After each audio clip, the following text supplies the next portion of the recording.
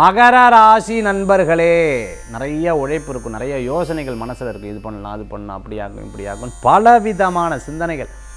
Sir 1-2 சிந்தனை இருந்தால் பரவாயில்ல சார், பாப்பா 2000 சிந்தனை மனசில் இருந்துருக்கு சார் அப்படிங்கிற எண்ணங்கள் மனசில் ஓடின்னு இருக்கும். நல்லது நடக்கும், கவலைப்பட வேண்டாம். விடாத உழைப்பு மிகப்பெரிய வெற்றியை தரக்கூடியதாக இருக்கும். நல்லவர்களது சந்திப்பு நன்னாக இருக்கும். காலை வேலைகள் 11 மணி 47 நிமிஷத்துக்குள்ளே எல்லாத்தையும் முடிச்சுக்கோங்க.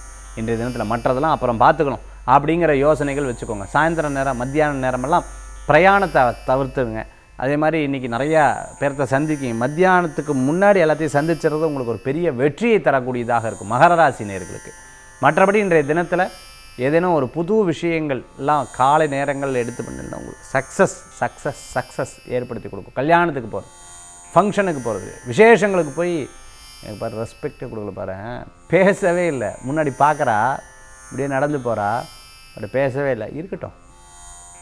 இருக்கட்டும் ஒரு நாள் வரும் இல்லையா அப்படிங்கிற எதிர்பார்ப்புகள் இருக்கும். வைராக்கியம் தாங்க, இந்த வைராக்கியம் உங்களை நிறைய விஷயத்துக்கு காப்பாற்றிருக்கு, இனிமேலும் கண்டிப்பாக காப்பாற்றும். மகர ராசி நண்பர்களே, இன்றைய தினத்தில் உங்களுக்கு வழிபாடக்கூடிய தெய்வம் குலதெய்வ வழிபாடு மிகப்பெரிய பலன்களை தரும் அற்புத வழிபாடு.